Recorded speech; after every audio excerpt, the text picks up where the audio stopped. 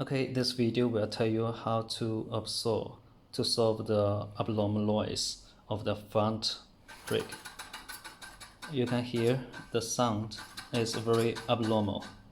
So we need to first loosen the bolts here.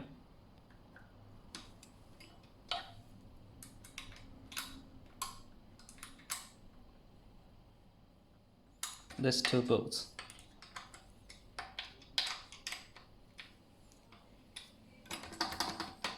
Adjust it a little. Then we need to just press the level of the front brake, and then let's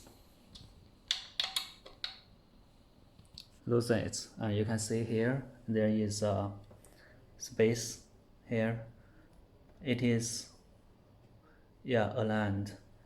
Just adjust the brake a little, and then it's okay. We will tighten the screw.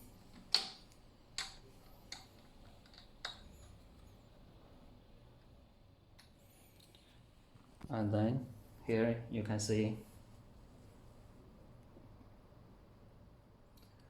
the disc was in the middle. So let's turn the wheel again.